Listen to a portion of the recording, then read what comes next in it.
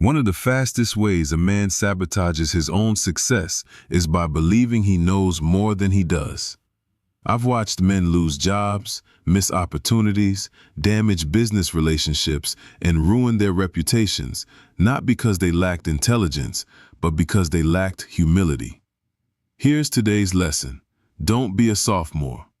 Most people think a sophomore is simply someone in their second year of school, but the word comes from the Greek word sophos, meaning wise, and moros, meaning foolish. A sophomore is literally a wise fool. He's learned enough to become confident, but not enough to realize how much he still doesn't know. That's a dangerous place for any man to live. A man who has learned a little often mistakes information for mastery. He reads one book on investing and thinks he's a financial expert.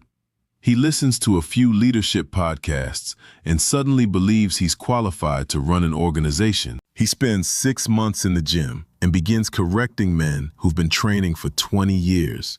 He mistakes exposure for expertise. Don't be that man. Researchers even have a name for this. It's called the Dunning-Kruger Effect. People with the least competence in an area often overestimate their ability. Why? Because the skills required to become competent are the same skills required to judge your own competence. In plain English, if you don't know much about a subject, you usually don't know enough to recognize your own ignorance. But something interesting happens as your competence grows. The more you learn, the more you appreciate the complexity of the subject. You discover layers you never imagined, questions you never asked, problems you never saw. The truly knowledgeable man doesn't become louder, he becomes more humble. That's why real experts often speak with caution, while amateurs speak with certainty.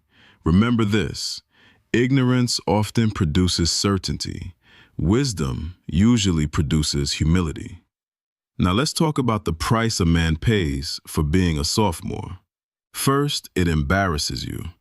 When you speak confidently about subjects you barely understand, sooner or later, someone who actually knows the subject will hear you and know you're faking. And within minutes, your confidence will be exposed as ignorance. Nothing destroys credibility faster than pretending to know what you don't know. Second, it damages your reputation. People don't expect you to know everything.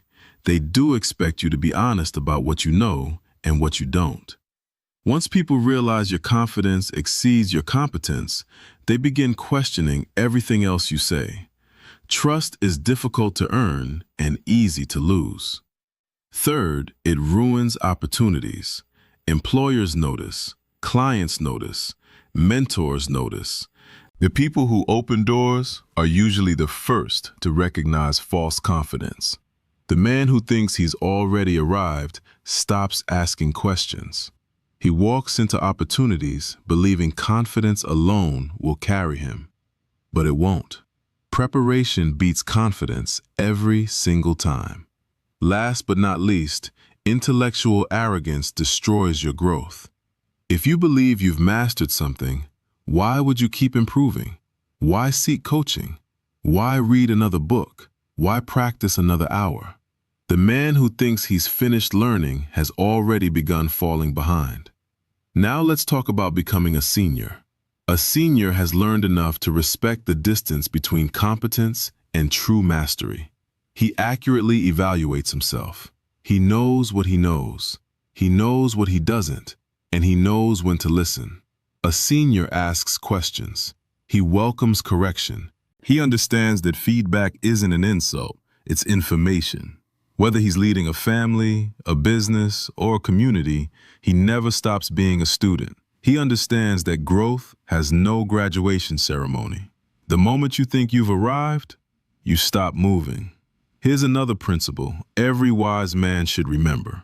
Confidence is earned, not imagined. True confidence comes from solving problems, producing results, and doing the work. Let your work speak louder than your mouth. Excellence doesn't need constant advertising. People eventually notice. Your consistency will introduce you long before your self-promotion ever could. So here's my challenge. The next time you're tempted to speak like an expert, ask yourself, Have I earned the right to speak with this level of authority? The next time you think you've mastered something, ask yourself, what don't I know yet? Those two questions alone will keep you learning for the rest of your life. Remember this, the strongest men aren't the ones who think they know everything.